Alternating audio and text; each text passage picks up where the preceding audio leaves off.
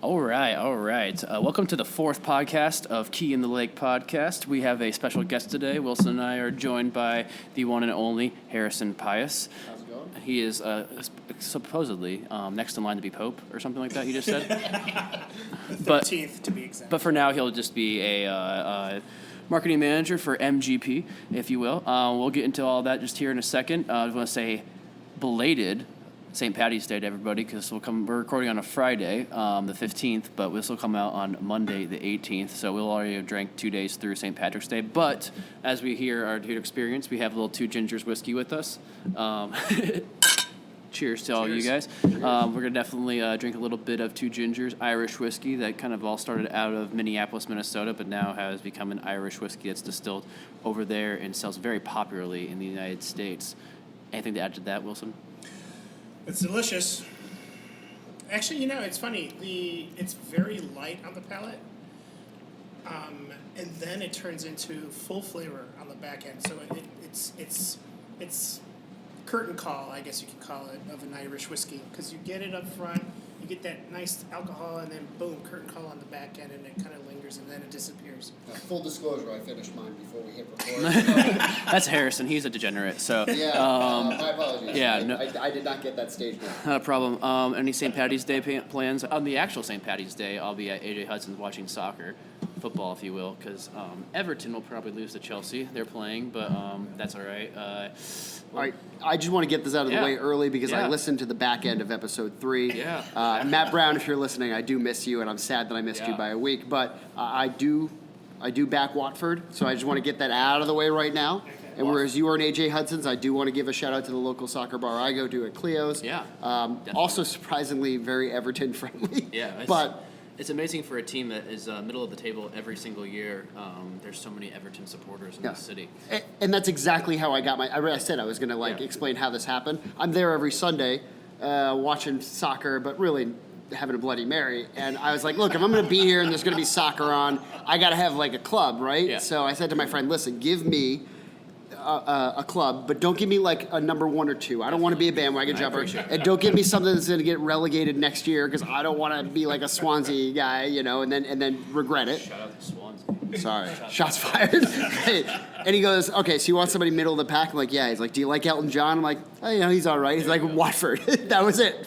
Full stop. And now I have a bunch of Watford stuff. There you go. It's a little disingenuous, but at least I'm trying. I like it. No, it's a good spot to be in. So yeah, I'll probably have some Guinness there at AJ's, and then maybe a little French toast as well. Yeah, French toast. French toast. A little football at 11:30. You know what? It kind of makes me think. I don't know who to root for. I've met Jake out at his spot. You have. You watched the World Cup with me. I did. I watched the World Cup with you there, and then I couldn't even drink that day. that's right. Yeah, I was driving the You were little going whiskey somewhere. van. No, I was picking up the whiskey van for the first time. Oh, that's Yeah. right, for slow and well. That's definitely. right. Yep. I remember that. I sat in a bar and watched 2 soccer games for about 8 hours. Dry. And drank coffee. the Coffee and entire water. Day. Yeah. Yeah. I apologized to our waitress multiple times. I'm like, I'm sorry This is that true. I Yeah. can't. I'm gonna tip you well because you've been giving my coffee This full, is true. keeping it full all day. Keep it full and hot and fresh. Yeah, hot Quite and honestly. fresh, just like Wilson. Yeah. So that's our plans for St. Paddy's Day. Kind of what's going on this weekend. It's a big drinking time for Chicago, but every weekend is like usual. But we wanted to have Harrison on today because he's had a really interesting progression through the whiskey world. He was one of the very first sales reps that I ever met in the whiskey world, selling craft whiskey when honestly the public didn't give much about craft. We did individually, or I guess commutatively, inside the craft industry, but he was selling that, and then he's kind of progressed his way through some other distilleries selling products, and now he's at one of the most reputable distilleries in all of America. Which He is MGP. now officially the wise old owl. Yeah, I didn't think that was gonna. Industry, I didn't think it was gonna. I should say, and I have to say, for legal and marketing purposes, all opinions and ideas expressed herein are my own, and not those of MGP unless otherwise stated. Understood. I think they're all expressed for MGP. Okay, well you can argue that with our legal department This is because true, yeah, legal I actually had to get this interview cleared Yeah. through like No, 3 that's cool. layers of management. We're that important, Jay. Which- Give me some. That's Yes. right. On the map. Key and Lake, On you the guys are map. on the map. They know who you are.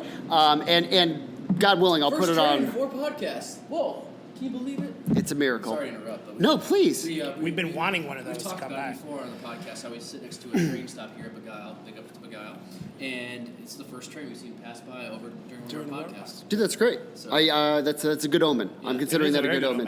omen. I was going to say, I will attempt to get you in our annual media day tour of the Willy Wonka factory. And hopefully we can get you guys in there. Because you should, and now I've said it on record, so there we said it on go. record. But truly, yeah, I'm gonna speak if at all possible from my own personal point of view, so I don't get and that, in we any can trouble. only ask of you that. And, I mean, it's tough. Yeah. It's really tough, especially when you get to the level of where you're at now, Harrison, where you've earned your way up to where you're at now, and you do have to be a little bit more careful. Yeah, it's a publicly traded company. Like, Yeah. I could say something on this podcast, Yeah. and it could affect a And they stock can- price yeah. by accident. You're like, Harrison said that Wilson was the best, and Yes. then it would actually skyrocket. And then Yes. it Well, was it just was- in if we mind, hired you, then it would skyrocket. Yeah, it would skyrocket. Yeah, my ass would skyrocket right out of there.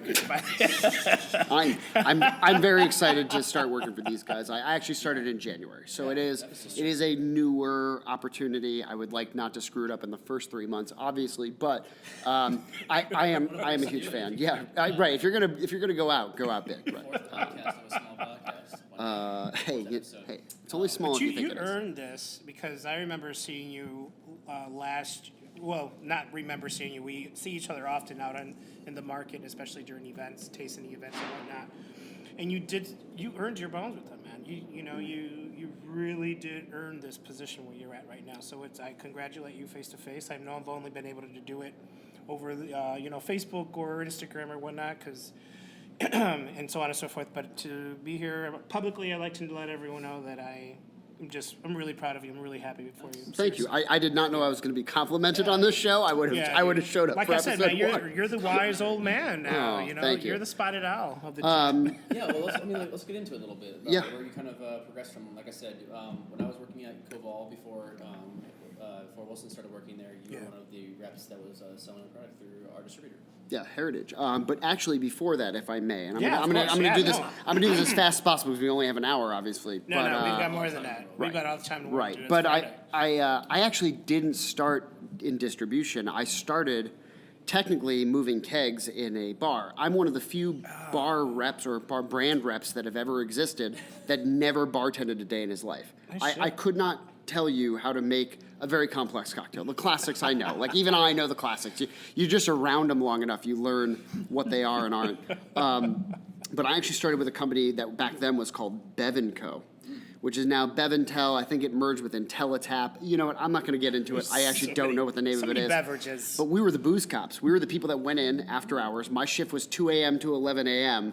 I would go in, download the POS system, like Aloha, Micros, like whatever you're working with in the industry. I downloaded it and then took the rings and put them against what your pour was for each drink on that menu. Then weighed the bottles.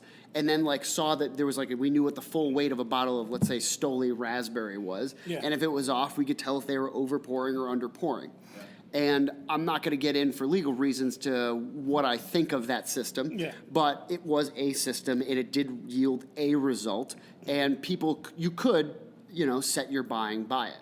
At a certain point, I was entering invoices there, and I was like, man, all the money is way on the other side. It's 2 a.m. to 11 a.m.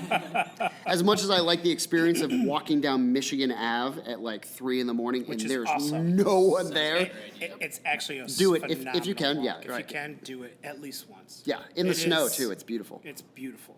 I can't tell if you're being sarcastic. No, I'm not. I'm Yeah, not no, being yeah. sarcastic. No, Thank you. Maybe when it's gorgeous. Maybe when no one's around. Yeah, Yeah, it's, absolutely, yeah. but you could do that probably at 1 a.m. and it's still You pretty also dead do it downtown. Yeah. Like 7 a.m. on a Saturday too, because that's when I go downtown. This is I do true. a lot of Yeah. photographs. Well, you do a lot of running at that time of the day. Well, Yeah. But mostly just the shoot Photographs. Yeah. Well, no one's around. No photos. But I think yeah. you should take your camera on this because you would get some magnificent shots. Yeah, it's worth staying up late. It's true. Very true. But so I did that for a while, and I was just kind of, I don't want to say unhappy. It was fine. I was being paid adequately. The pay was adequate with the what's it called? Not commiseration. The job. Yes, it was. Yeah, it was what it was. But I wanted to go through distilling school, and so I went to Sweet. short-lived, and this is where this all starts. Short-lived. There was Siebel Institute of Technology, Yeah. which is a brewing academy that any brewer out there would know about. Did a craft distillation operations and technology course. It was that? 2 weeks, intensive. Who taught it? Robert Berneker was one of them. Well, he was an instructor at one Yes, point there. he was actually a lot of the hands-on practical stuff and Okay. equipment-based stuff was his pitch, which shocker. Shocker. Coda stills, and all Yeah, that, right? Coda Like, of course he distillers, knows what it costs to put in a still. And sorry, that's inside baseball. I didn't mean to alienate any viewers who are bartenders and whatnot. But so we get to the that we have Dave Pickerel, rest in peace, of course. Shout out. Who was there talking to us about maturation and things like that. It was actually, if you looked at it, it was kind of a who's who. On paper. Right, exactly. Nick Floyd of Three Floyds was in my class. Okay. Nick Floyd of Three Floyd Brothers? Yeah, Phil Pritchard from Pritchard's Distillery, who, by the way, one of the nicest men I've ever met. I have no idea why he was in that class. He just answered all the questions because he already had a distillery. Yeah, they had already had stuff for like 10 What the years. hell was he there for then? Reassurance. Right, forever a mystery. Forever a cool. mystery. That's cool. I guess we can always go back to we keep always reading books, the three of us. We keep reading articles. It's true. So we don't ever stop our growth. It's not our growth at all. I agree. Sure. So maybe he's just doing something like that. Yeah, Yeah. right, impossibly. So went through that course, but I had to quit my job at Bevan Co.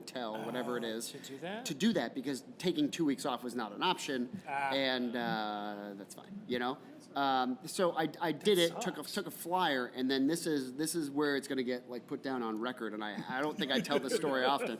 Yeah. Right. Breaking news, guys. I sent an email to several companies, including Proximo Spirits. So if you want to think about back in the Do you days know of Proximo early Spirits? Kraken, I sent emails out across the board, having no understanding of the 3-tier system, having no understanding about being a sales rep or a bartender or anything, just completely green. Yeah. Sent it a bunch of emails, and one of them was to W.H. Harrison Bourbon and Tipton Spirits. I literally walked into a Binny's. It was there, $29.99 on the shelf, and That's my price range. I said, this bottle, how often can you walk in and say, this bottle has my name on it, Yeah. you know? Ah. Yeah, that's true. So That's the a legend moment. goes, That's a and moment. I say legend, and you guys can see the air quotes, the listeners can't. The legend goes that I halfway through this bottle, I sent an email to info at, you know what I Yes, mean? yes. Not even, right? Not even to a job board. There was no career builder back then. This is a different time. Yeah. And said, hey, I know this sounds ridiculous, but my name's Harrison. The stuff's called Harrison. I just finished distilling school. I think it'd be really cool if I worked for you. That's the story of my life. That's coming later. And I This is like one of those drunk history moments. Yeah, we can get some history stuff. right. Yeah, let's call it comedy Oh my central. God. And Jerry Knight with a K. I got to get it right. Love it. Jerry Knight, who had worked with Diageo and multiple brands, Procter & Gamble. I don't want to speak his CV out because I will get it wrong. Called me back. And it was like, hey, okay, cool, let's meet. And we went on basically 2 interviews here in Chicago. Yeah. And July, I want to say 5th or 6th. It comes up on Facebook memories, so I'll remember That's it when it awesome. comes around. That's cool. But he's like, hey, get in my car. And we got in the car. There was a carton of American Spirit Blacks. I did smoke back then. So did he. He doesn't. Neither of us does. Don't smoke, kids. Good thing they were closed. That was my emo face. That was that right. swoopy was hair, like yeah. emo. I smelled the clothes too. No, I I- just talked about this last night. A friend and I. Oh my God, it's We smelled some so. clothes over St. Patrick's Day. But It's a. I remember they used to say they make your lungs bleed. Yeah. And then I had a friend say, well, if they make your lungs bleed, it'll wax off all that tar on your lungs. And by the way, this is not true.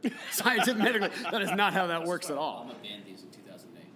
Did he really? Yeah, they were banned, and so I I have- had a bunch of friends. I believe they're either made in, I want to say Malaysia, or either Malaysia or Indonesia. Everyone smokes. Up Okay. there, dude. Yeah, and so I had friends who literally bought cartons off the internet of it because they were going to be banned in the States. Get the shit out of here. Yeah, Really? so they had to it's a little operation going. So if you ever needed it, this network of guys. I wonder if it was that same. Was it the same? Remember that chubby ass baby that was on YouTube? They were showing him smoking. I wonder. I actually do was he remember this smoking? video, That was yeah. like Paul Mall or something like that. Oh, okay. Yeah. I will say for the record, though, I have not smoked. I believe that I have not smoked or smelled the smoke of a clove in Yeah, 20 I years. saw a guy smoking one a few months ago outside of a bar, and I had some flashbacks where Yeah? I was like, ooh, Yeah. Daddy likes that. Hey, if I ever go overseas, I'll bring you back. Yeah, with some. I know. Yeah. We're considering going to Indonesia. Oh, Just for goodness. So it's one of those like no, it's like hey, get in, loser, we're going shopping. Like get in, loser, we're going selling whiskey. And we drove to Connecticut, where I was born, to pick up a car. Like I had a car that was there, and I needed a car suddenly. I had not had a car when I moved here. Okay. Went from Harrison to a sad kind of old Yeller moment where he's like, listen, you need some sales experience. Like you've got the spark, but you don't have the experience. And he dumped me. He broke up with me. We left, and I went to a distributor here in Illinois. Okay. Not the one Heritage that we met at, but briefly before that. Briefly Heritage before that, was sure. my distributor time. And he was absolutely right. He's still my mentor. I still talk to him. I will see him Jerry night whenever I can. I Oh, call that's him. awesome, dude. Yeah, he and I are still very, very close, and he's a great mentor, and he knows a lot. And I'm sure he's connected to some brand right now that I don't know off the top of my head. You know where he's at. That's You know what? cool. If he's ever in town, I'll get him in here, and you guys That'd be can fun. deal with him. That'd be cool to talk to. Just from the Diageo experience alone, he'd probably be fun. Yeah, I agree. So from there, Heritage, with their spirits division, I'm not even going to touch the politics of what's going on with them currently because I was not there. Neither were we. Neither were we. You know, Perfect. Yeah, we all left at the same time. Yeah. So another show, another day, I guess. Yeah. And it got to the point at Heritage where they didn't need another DM. I had seniority, and I wanted to go back to supplier side, so they found me a supplier, and I went off gallivanting to suppliers. And I've been through 2 before landing at MGP. That's how I kind of networked where I did. But I don't want to, overstate or understate or, talk too much about that. I've just worked with a lot of brands, for better and worse. Here I am at MGP, which is oddly enough where Harrison was sourced from at the very beginning. So I feel like I've come full You've circle, come and that's the end of my full story. circle. I'm done. You know I'm what? Let's sorry. cheers to that. Yeah, because cheers. I think that's kick ass Cheers. right there. Cheers. From the craft side, thank you. For sound. There we go. Because most of them use a plastic cup. Cheers. Well, Plastic. Harrison is our guest. I wanted to give him the Glencairn. So, So, thoughtless. yeah. Thoughtful. Thoughtful. Listen, I didn't think about myself. Yeah, there you go. No, but how did the craft side of everything? How was it selling whiskey in Chicago from a craft distillery, from young craft distilleries too? I mean, I know you had some bigger accounts like Breckenridge, But they weren't big when we took Exactly. them on. So how were you selling back then to basically an industry or retail and also with bars that probably didn't care too much about it or even know anything about it necessarily? That's a spectacular question. I haven't given it a ton of thought, actually. And I guess a lot of the questions you guys might ask me. He has a folder. I do. I haven't. You can't hear it, but that's my Manila folder. He's got notes. he's got notes. First guest has notes. We didn't, honestly. We had no clue what we were doing. Yeah. And when we started, we This knew was all wine before that. it had all been wine for 30 years or so, around 30 years. And honestly, we got to a point where we knew it was good. We all had palates. We all came from different sides of the industry. Yeah. We knew what was going on. We knew what good was. We didn't know how to market it. Okay. And it just took, it's hard to say it just took old-fashioned pavement pounding, but really, we just had to walk around. We had to get the word no thrown in our face a ton of times. And brands like Breckenridge, for example, and, I have nothing but nice things to say about those guys. They were built, at least in this state, and I can't speak for nationwide, but in this state, they were built by that constant, we made relationships with other people who got it. And the thought process was those people are going to win out over the people that are just in it to make a quick buck, right? So if there's a bartender or a bar owner or a restaurant where they're making selections where they sit down and talk to us about our passion for spirits and why this is good and why this makes sense as a brand, and they're like, all right, we'll give it a chance. We were there to support them, Gotcha. but also, they won out over time. Yeah. That makes sense. So, how did they take you guys in? I mean, was it difficult to even get a meeting?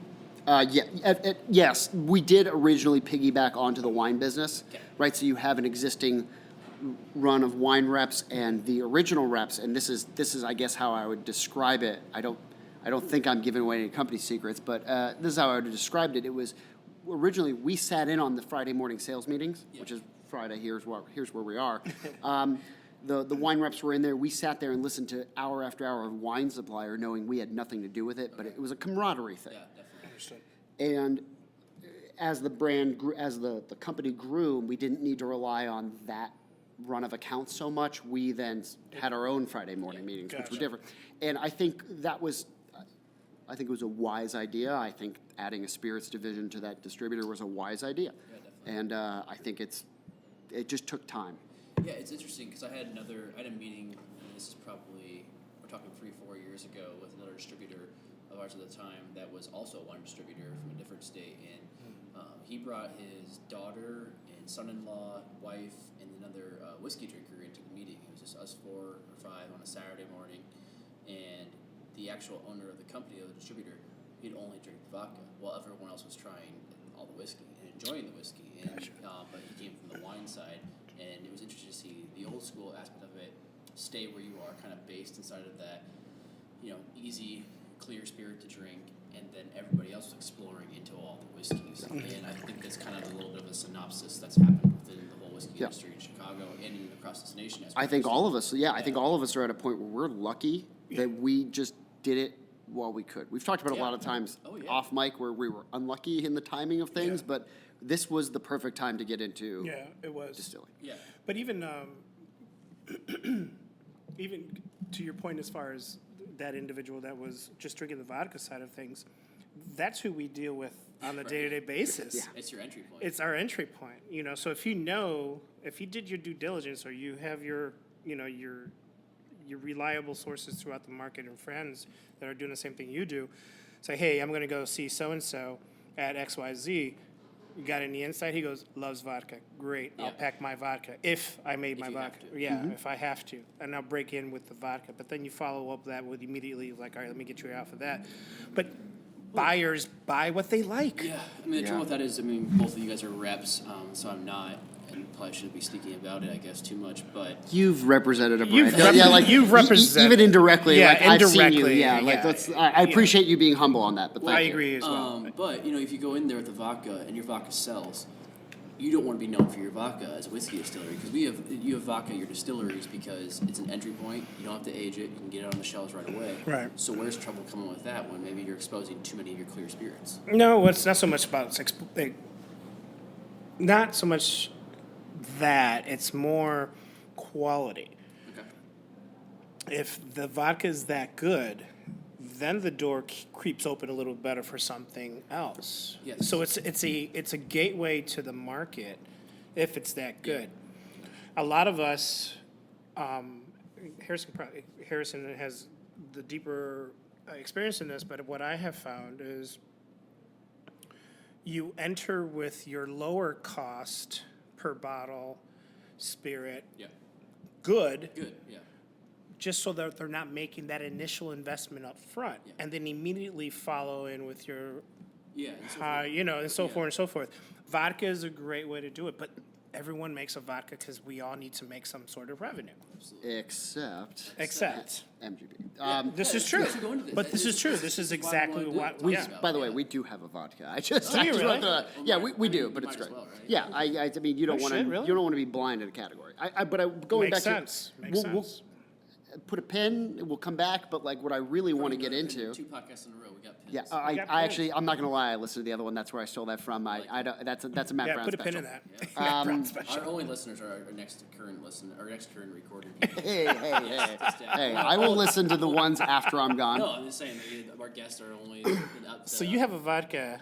Yes, but here's the point I want to make. Here's the point. Yeah. I keep intentional blind spots in my education because one of the worst things that ever happened to me about drinking alcohol is Interesting. understanding the universe of alcohol.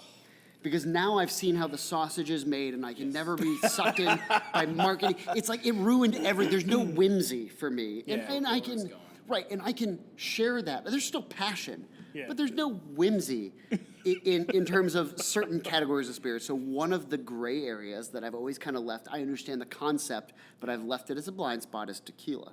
And for me, and just going towards that concept of a clear spirit being a demarcation of the quality of what you produce, if I drink, a hacienda or a gnome, like if I pick up one of their tequilas and their blanco is good, I know it's generally speaking, and I'm speaking so broadly, it's going to get better with age. Yeah, It's true.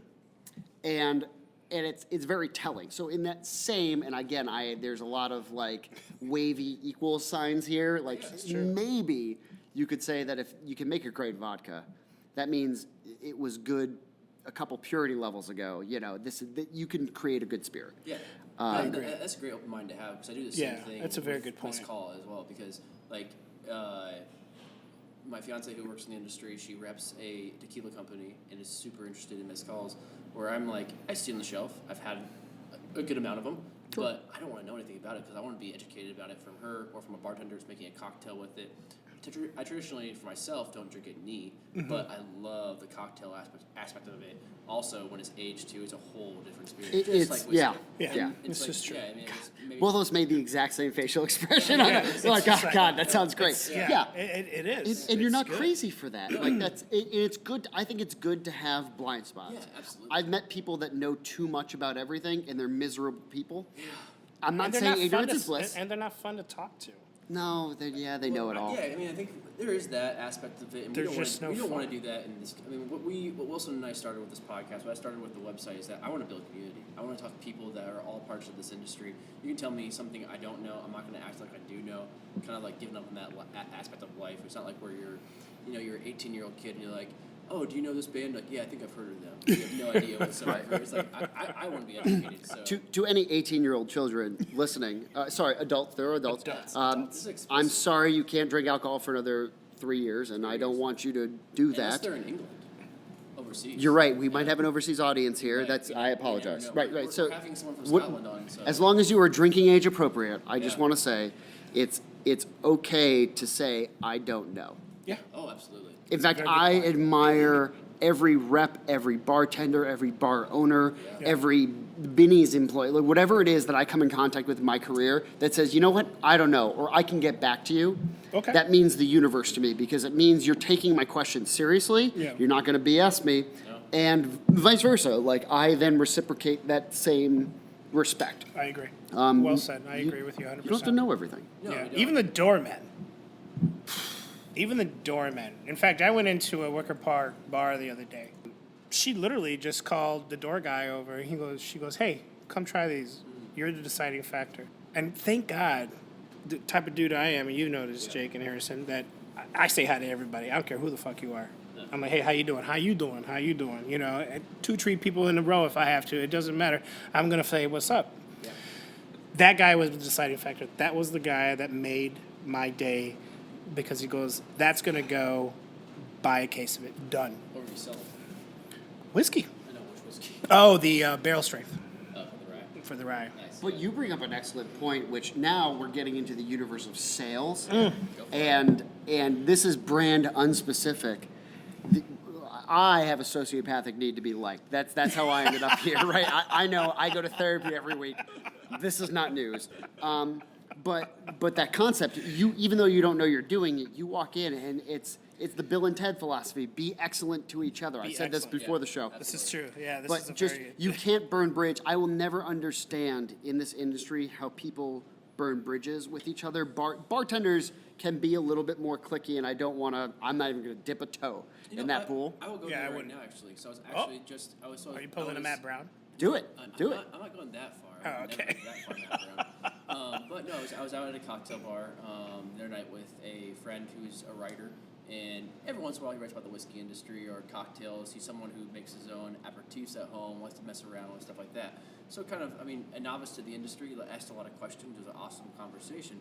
But then we're sitting there, it's a nice bar over in West Loop, and he's like, "Why do bartenders think they're saving lives?" Oh, shit. And that's where I love that question because I think we're three very passionate people about what we do and what in the whiskey industry itself, and we are caught up on the history of it and we read about it quite a bit, but we are at the end of the day serving you to your doom, and if you will. Yeah, I mean, it's true. I mean, it's a part of the blood flow of the United States over the last 400 years of what we are as Yeah. a country. But we aren't saving lives. I mean, but we are giving you a good time. Yes, and I want We are to having jump. a good time. I feel the need to dive in front Yeah, of that for no, my yeah, bartender friends. No, I mean, same here though. No, it's yeah. I was one that loves going to parties, and I don't even have to drink. I love just making cocktails all night. Yeah. So it's like I don't bartend professionally. I have in the past worked at bars pouring beers when I was in college, but it's like I've never been a professional mixologist or bartender at one of these high level places, and I love going to those places. That's where I spend my money on cocktails. But Yeah. to the novice who's like, he's not even a novice. He's somebody who actually writes about it every once in a while. Yeah, so you can't be a novice and write about that. No, but he's a novice to the point of the industry itself. Yeah. Ah, okay. Yeah, So right, it's a yeah. different perspective. So his Let me just jump Yeah, in here do this. because Yeah, this I need to hear this. This is an opinion. Again, Yeah, these please are my go ahead. opinions. no, that's fine. Turns out bartenders are people. All right? and I just want to, that might be a newsflash for somebody Touché. listening. Bartenders are people. Yeah. And people have nuance, right? So while that man in that exact moment might have considered it like, I don't get why this is like a high horse thing, like Yeah. why this person thinks they're saving life. That is one example on the spectrum of bartender. And you can find people that have the level of passion we have, and it is transparent. You cannot hide it when you care about what you're doing, and you can't hide it when you're just pouring beers and pulling taps. There's, again, nothing wrong with it, Yeah. but you walk into an account, and I think the whole point of creating an account or a bar or a restaurant is to create the identity that you think you're going to experience with the staff. And there has to be that kind of meshing. The true has been an alignment of that. I agree. Sure. And when you find a disconnect in that alignment is when you notice that somebody might be too preachy, too, on a soapbox or not knowledgeable enough. And that's a staffing issue to me. Okay. Not That's knowing, fair. That's truly fair. not No, knowing that's fair. the location, it doesn't matter. But bartenders are human beings, and they work and they deal with us at our worst. absolutely. They don't get, 100%. you get a therapist, and the therapist is billing the health insurance company for a bunch more, and they probably also have health insurance. Bartenders are, God, indentured servants to some degree sometimes. Yeah, like, I agree, but This is a they're good point. saints. This is a very how many good of point. those bars still exist to this day? Because I think Wilson and I were talking about this maybe a week or so ago. Excuse me. The bars are set up where they're dark. There might be loud music on. The bar itself might stretch from the patron sitting at the counter to them making their drink quite a few feet. So they actually can't have that personal engagement other than pouring you, making you the cocktail, pouring you the beer, whatever it may be.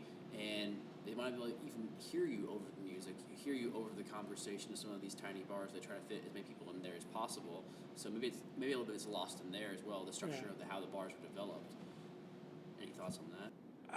It's sensitive, and I Yeah. don't want to be insensitive. No, and I don't think anyone's here. I think all right. Here's my Be real, and yeah, we'll to the- dig you out of it. We'll dig you out of it. and get to the deep. nitty gritty. Yeah. Sometimes you get a bartender that inherits or what they're walking into as far as setup is concerned. So that is not their fault. Sure.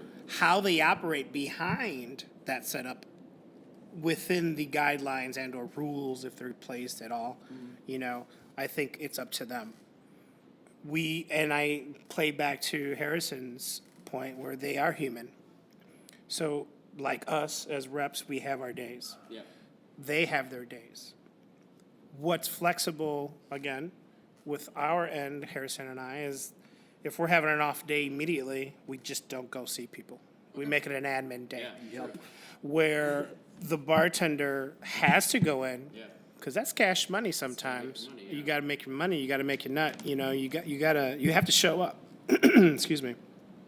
So that being said, you may be on an end where you're not getting their best. Yeah, definitely. I mean, You it's know. possible. Yeah, I agree with that too. I mean, it's everyone has their off days. You never know. We have our off days, but at the same time, they're an extension of who we are as reps. They are Yeah. our boots on the ground.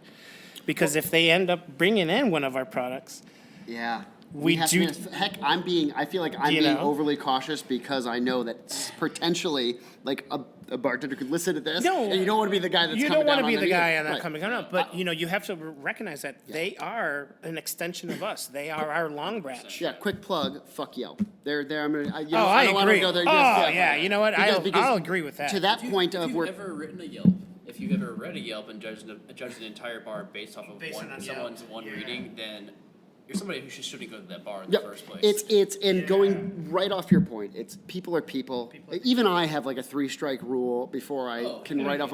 Like anybody can have a bad day. Good point. And you just I have to appreciate realize if you sit there in your cubicle or in your car or whatever you do for Yeah. work, and you are asking yourself, "Have I had a bad day?" Then your bartender's had a bad day, Yeah, right? And if you haven't, please call in and tell us Yeah. how you did that. I mean, that's a It's good true. point. It's very And true. if you react in a moment and write a Yelp review, it's a pain in the butt. It's It basically is. extortion to get it out of the way. It's So- because a lot of places may get called out on that. They may a lot of places, what bar owner doesn't pay attention to anything that's being said about their bar?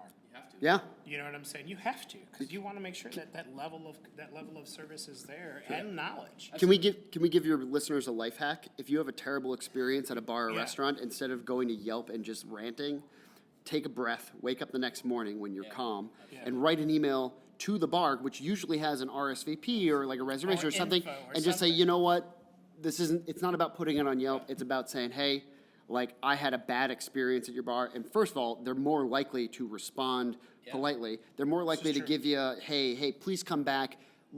We'll give you a blah blah blah off Yeah. or something. They're infinitely more likely to appreciate the fact that you took the time than if you just snap off on Yelp. And if you're the type of person to snap off on Yelp, turn off this podcast. This isn't for you. We don't want you. No, I it's- just don't get it. I'm sorry, I shouldn't speak for you. No, I agree. No, Wake you- up the next morning. I agree. Go home. Sleep on it. Let That's it what I'm marinate. looking- Like I tell those closest to me, let it marinate and wake up the next morning, see how you feel. You know what? And if you feel up to it, go back. Yeah. On the continuum of text messages you've ever sent in your lives, I'm asking both of you. Yeah.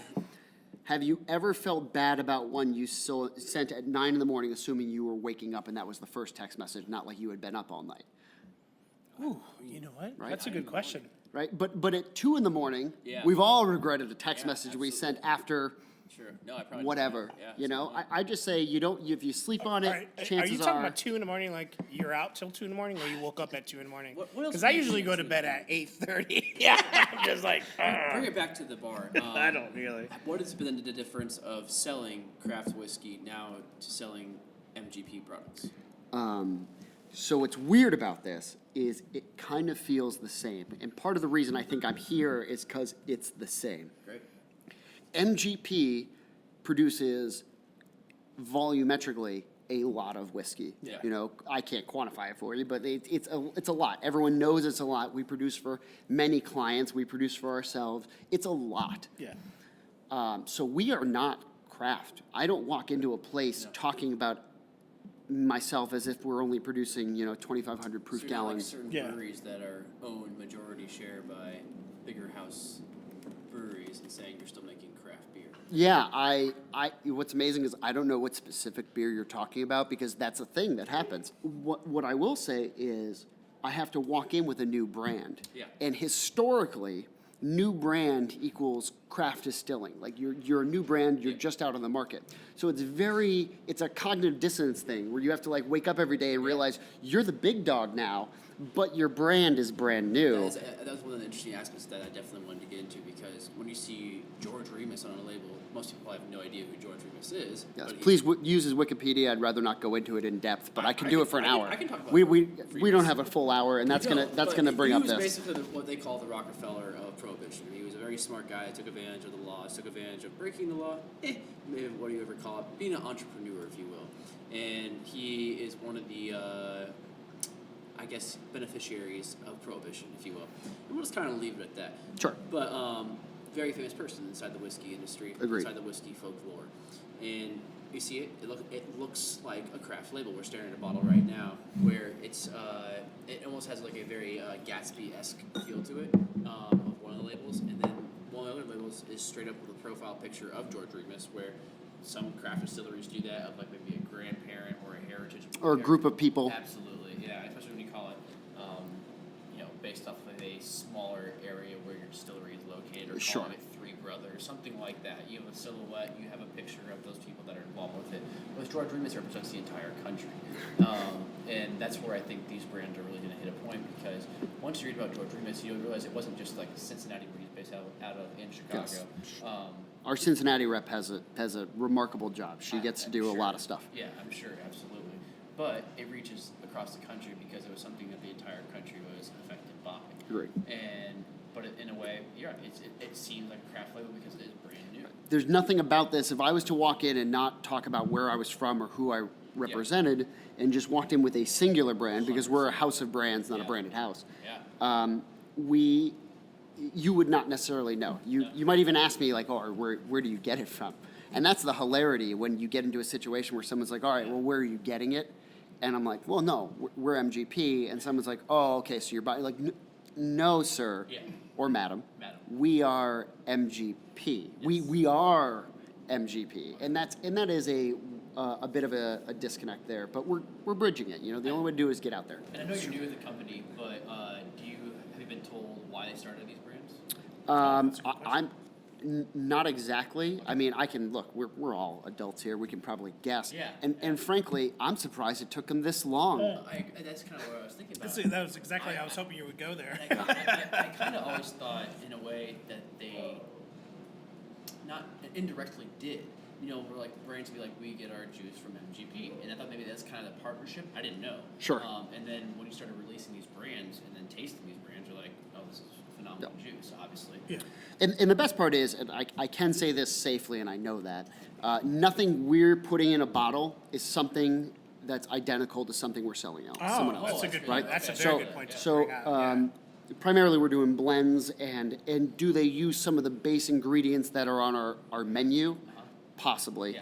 But we're not selling the same thing that you could get somewhere else for another. Like, that's not my sales pitch, Yeah. right? I don't want to take away, we don't want to take away from brands Yeah. that have also purchased from us. That would be bad business, I just Yeah, imagine. That's actually quite the challenge. Yeah. Yeah, but we have the master blenders that are just really cool. And if you Yeah. ever get a chance to go to a master rye event and meet our master blenders, it's worth it. Because you have no master distillers, correct? Correct, on paper. On Yeah, paper. Yeah. So it's master blender. Yeah. then? But I will It's a say, Centauri, and I don't want to get too far into the weeds, but you know, before MGP was LDI, Yeah. right? And MGP, the new ownership, brings a level of transparency to Willy Wonka's chocolate factory where no one's ever allowed in. Yeah. That wasn't there before. Absolutely. So whereas some of the mystery, if you go back a couple generations in this Lawrenceburg facilities, Lawrenceburg alone, facilities history, it's very mysterious and very cloak and dagger. You can go on our website right now, which I'm sure you guys can post afterwards when we're done with this, right? You can go on there and see what mash bills we sell. Okay. I did check that out, and it's quite interesting.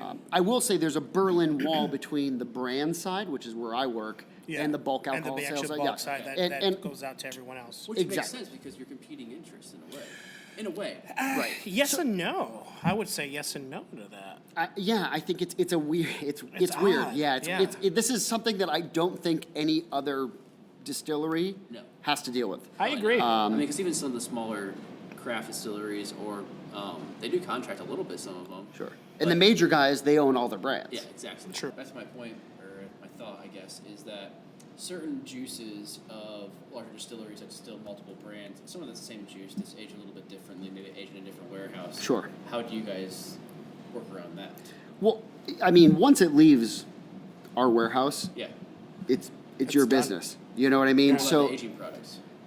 in terms of what we Do like, you age at your facilities? we do. Yes. So, is it based on what warehouses they go to, and how you can get different flavors? Obviously, I mean, some of that. Oddly enough, you haven't triggered my trap card here, and I don't have a set answer for you. But I will say the answer is, yes and no, because Yeah. we'll sell as far as I know, and based on our website, you know, Yeah. what we disclose publicly. Let's get back Right, to the we- vanilla folder. Yeah, you know, we produce all range of spirits Yeah. at different ages. You know, it really depends on available inventory, Mm-hmm. and that goes back to the bulk alcohol. This is why there's a divide, because I don't actually know what our inventory. I mean, I'm not like shitting you guys, right? Right. There is an inventory. There are futures, I'm sure, that are purchased. Like, people are buying stuff that hasn't even been laid down yet, I was as just far gonna- as I'm that aware. was my question So- next. And I'm guessing again, guessing. So like, Because projections, we all operate on a projection. Right. Which is why I'm not even touching political, but when there's a trade war and tariffs go on bourbon, right?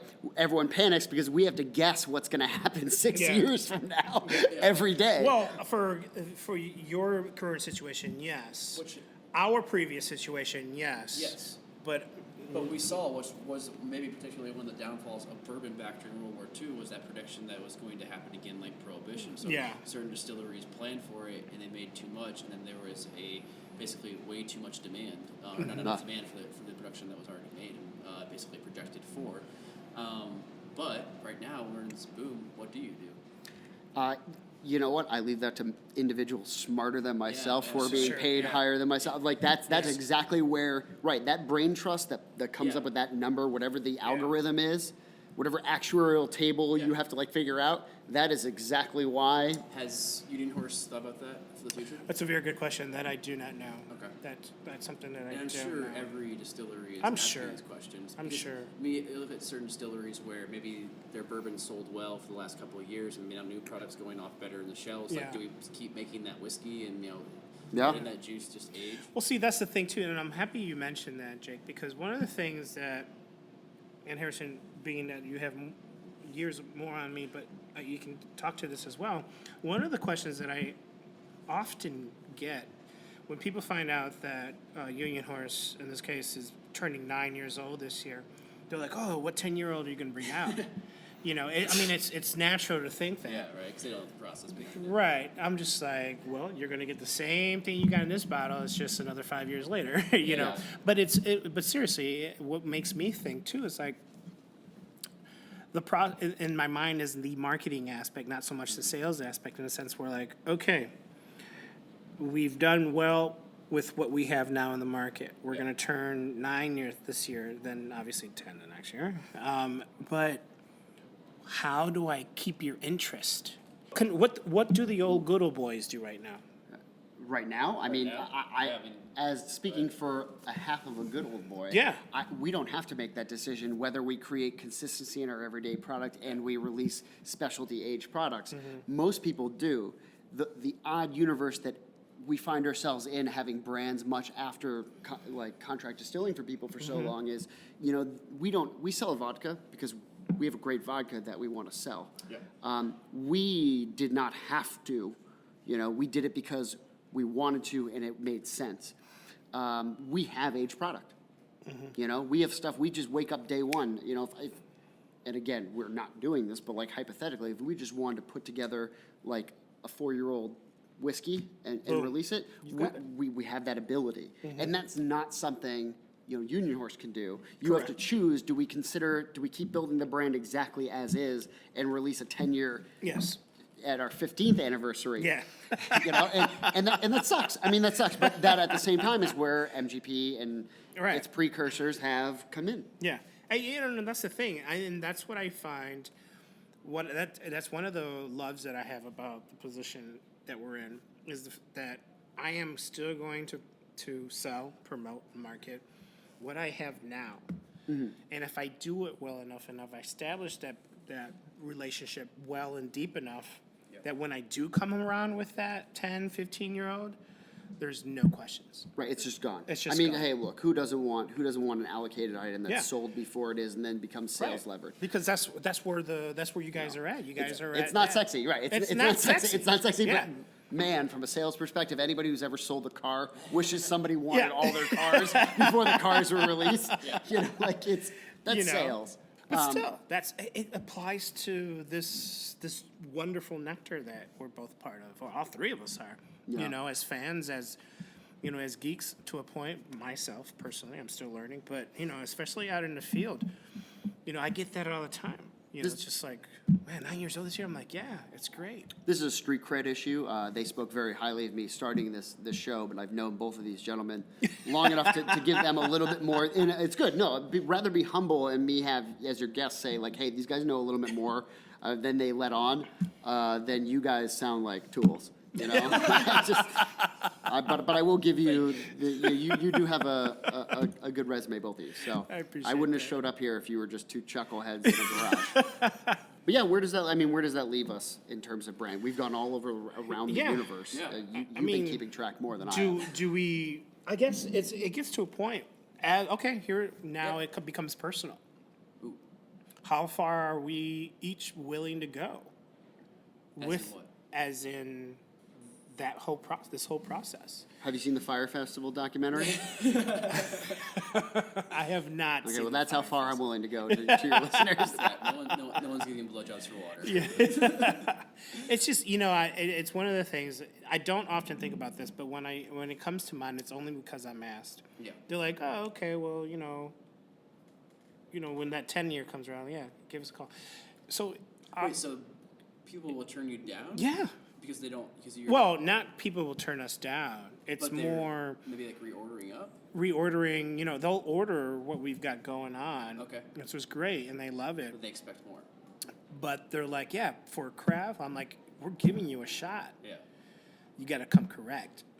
Well, I think there's a loyalty aspect to it too. Correct. No, So I right, agree so with right you now, 100%. Because this is they're the not- best. Go ahead. Oh, I was just gonna say, people that are buying from the both of you, because you're both networked well in here in this city of Chicago, is that they're buying you as much as they are buying the brand that you're selling. If you're a brand and you're hiring somebody, just never forget that. Yeah. You are just as much hiring the person that is the conduit to your accounts, and they're going to generate them. Yeah. But also remember, if you're thinking about letting someone go, those are also still very much their accounts, and it's not even an intentional thing. Their loyalty is deep. People are buying you just as much as the brand. Was that Yeah. was that what MGP saw in you? That you already have this network established in one of the best drinking I cities? sadly I can't speak for both of all 5 of my, I don't know, 10 of my bosses on the subject, but I hope they did. I mean, I've been doing, and I did this the hard way. Like again, wasn't in a bartender clique that like, Yeah, No. neither you know, was like I. right. We just had to make I friends. was a door guy. and Okay, be yeah, a good so- guy. Yeah, be a good person. I mean, go into that a little bit about how a lot of reps for distilleries, for brands, are bartenders. So a lot of the Some times, people don't know that. That's the direction it's going currently. yeah, It has, and though. and that was where the term brand ambassador came in. And Yeah. honestly, the day you want to have a show that's about brand ambassadors, I will sit right back down here and tell you what I think about the term brand ambassador. Yeah. But if you have a brand, especially a cocktail focused brand, you know, I just had a Scotch distiller reach out to me about being a brand ambassador. oh, you should ask them to change it to market director or something. I'm a Which it brand really is, specialist, so See, you're so yeah. special. I mean, don't get me wrong. I'm fancy. Sometimes they just ask you, No. "What do you want in your card?" But Yeah, absolutely. And it's funny because it's BS. That's a good point. but the brand ambassador model was definitely based on if you have a cocktail focused brand, Yeah. you want somebody that knows how to make a cocktail. Yeah. As I stated earlier, like a very yes, good point. I can cobble together one, but do not ask me to be 3 deep at a bar on a Saturday night. I know what my limitations are and I know who I am, and I'm not going to pretend to be otherwise. Yeah. It's true. But I could tell you exactly how many times a yeast cell can bud before it dies, Before it dies and it out. explodes, right? Like that is very specific knowledge. That's the definition of nerd, you know, and right? It's there I am, and I hope they chose me for that. Yeah. There are brands, especially bigger brands with larger budgets, they want kind of the flashy bartender because the short-term gain, and again, I am not speaking about everybody. But you're on to something very true. Right. The short-term gain is that bartender has a following. They have friends that are also in the industry. It is a very tight-knit community, and you can walk in and be like, hey, I work for so-and-so now. You mind picking up a bottle of so-and-so? And it's just done. Yeah. And there's some short-term distribution. Become a celebrity in this little world. Right. Long-term, Yeah. I don't personally know if that pans out. I don't want to say it never does. I got to be really careful here because Oh, I yeah. really don't know. But that is an angle to take. The other angle is finding a distributor rep who understands the sales organization that they're working within, because salespeople are a bunch of dead-eyed sharks, and we just exist and are sad all the time. You guys are terrible people. It's we you know, there's something to be said about being able to stand up in front of a room of salespeople, having been a salesperson or selling in your Yeah. life, and being able to And just look them in the look eye and them be in the like, eye, look, say so. I know I'm the 10th supplier to walk in here today. You guys all want to go to lunch. Half of you want to go to the bathroom. You don't really give a crap. Half of you are drunk. Like, and that's not their fault. Like, you're not. It's not, they're no. mad. This is the reality of it. So how do you get them jacked up about product 9 that you've just released, Yeah. and you want them to push into all their accounts? Yeah. This is the thing that no one sees. This is the consumer does not see Correct. this part of the business. And sometimes you want people, whereas you want a bartender who can do cocktails. You want sometimes someone that can do, that sales side of it. Yeah. Sometimes you want someone that can do both, and you better be willing to pay a premium because those people absolutely exist. It's absolutely Oh, yeah. possible, It is but very we're not possible. cheap. No. It's true. I like how I said we're not there Yeah. cheap, but No, I love it. I love it because I actually, in my head, I'm like, ding. Wilson, starting with you, what do you feel is your best aspect when it comes to approaching accounts? Can you talk for like 10 seconds on this because I really have to go back. Yeah, man, you do that. I will say this. I believe my due diligence going into an account is what I feel is my best asset. There are over 5,000 bars and restaurants in Chicago. My goal is not to be in all 5,000 bars and restaurants, Yeah. which is impossible. But I tell you this, if I can get into 100 key points of distribution and or enjoyment, Yep. I'm doing well. Okay. So what I do, back to why I say my best attribute is the due diligence, is that I make sure that I align properly with what these accounts are doing already. And I hate to use the term accounts because my method is really making it personable, establishing that rapport, call it almost a friendship in a sense where I'm not going to do wrong by you. You know, you say yes to me, and I will do well. I'll do good by you. Yeah. You know, Like for you, it's the communication won't end as soon as you walk up. correct. I am there constantly, not constantly, but you will know that I'm there to take care of you, period. But there's something pretty special to be about what I have to offer. So it's about knowing exactly where I'm going in with my brand and communicating the picture. Yeah. Hey, imagine if you made this with this. Not so much, hey, what do you think? Do you like it? Yeah. Hey, is it good enough to be on your cocktail menu? Because I'd love that too. That would really help me. No. Know already what they offer, what they do, how they do it. And if you fit that mold, if you fit that party, try it with this. In fact, I've gone so far out that I've made the exact same cocktail that some of these places offer using something else on the more affordable side of things.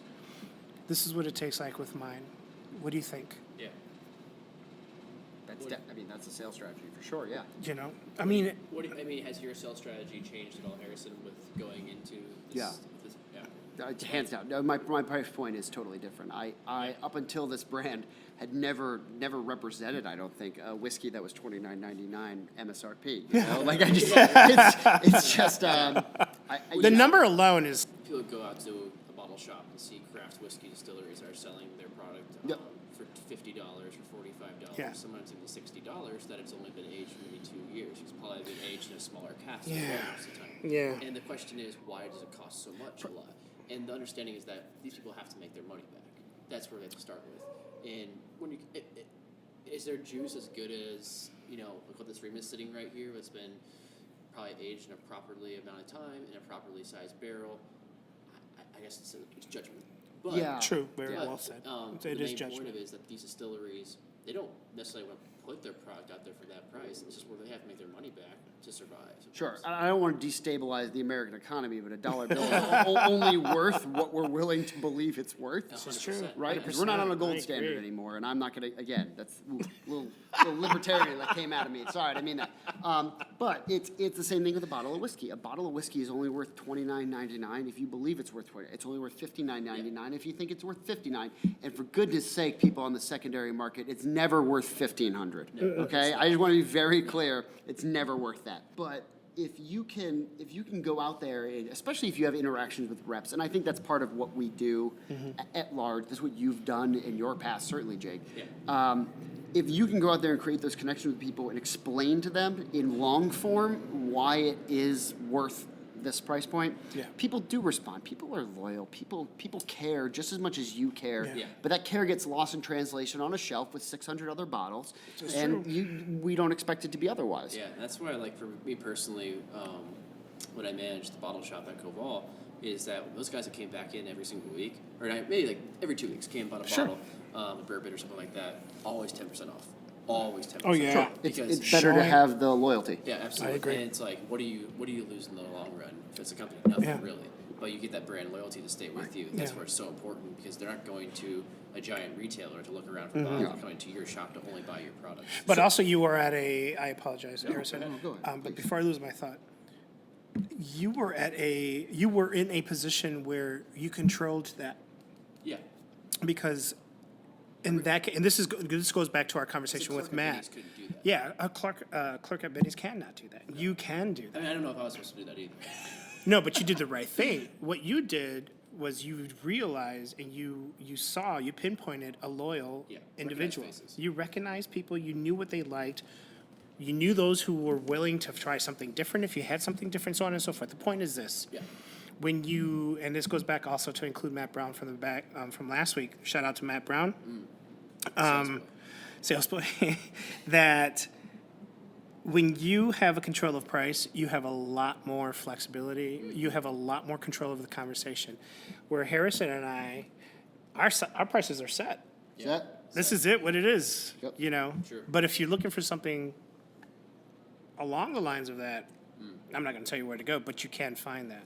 I didn't But that's hear- the only thing we don't have, regretfully, is Right. that I ability. assume that a lot of your listeners are industry people, but let's just be really clear about the 3-tier My system. mom is not. Okay, well, let's be really clear about how the 3 system works, Yeah. right? It starts with a COG, a cost of goods, right? This is true. It costs me X dollars, and I will say 100%, I have no idea what any of this is I know, I for don't- MGP. I don't know mine Right, but either. I have in the past with other brands, it's Yeah, fine. my You have a cost of previous goods, which is, for the layman, this is how many doll hairs it costs to produce one bottle of our whiskey, okay? And then you have the FOB, the freight on board, Freight on board. which is a separate cost, which is what you sell that bottle that cost you X to make to the distributor, because this is the 3 tiers. You have 3 to sell it to a tiers. distributor. So then you have that cost, which is Legally, a we have markup, to. right? And it's a markup because that's the only time you're getting paid as a distillery, As a right? distillery. You're getting paid on that FOB.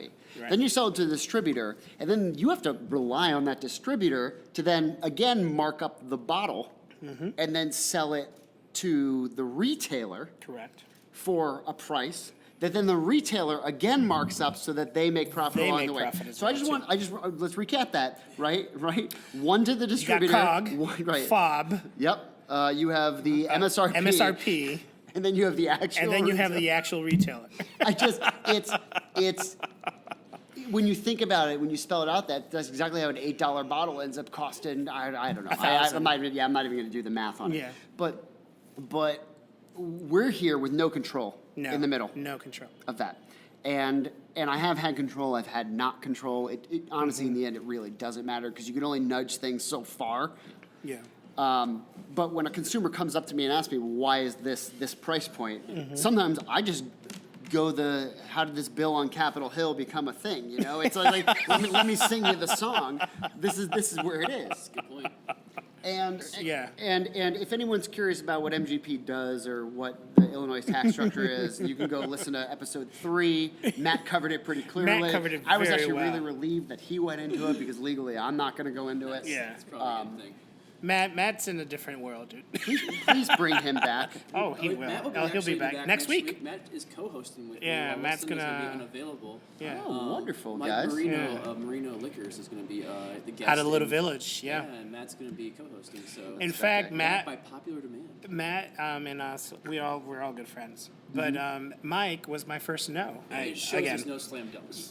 Exactly. We're There are about to- no slam we're dunks. about to go into it. And I thought for sure that Mike Marino, considering the history, the story behind the Union Horse Distilling Company, would be the selling point on top of the deliciousness I personally feel that I have in a bottle, or we have in a bottle, would just seal the deal.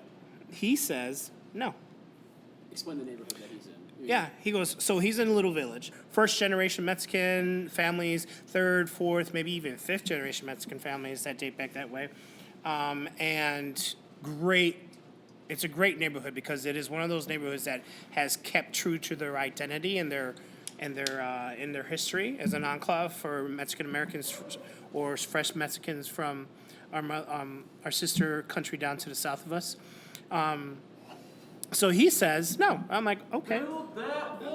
Hey, Get really, out! bro? Get That's out! not Get cool, out! man. Get that guy out of here! Really, bro? Get out of here! Fuck out of here. This is Chicago, motherfucker. Basically, he Don't put told that me on then. Yeah, he told me, he's like, my market's not ready for this yet, but I appreciate it for this yet. But anyways, Mike Marino's a great guy. You guys are gonna enjoy his content. He was just awarded Chicago's Latino 40 under 40 of entrepreneurship / business, small business owners here in Chicago.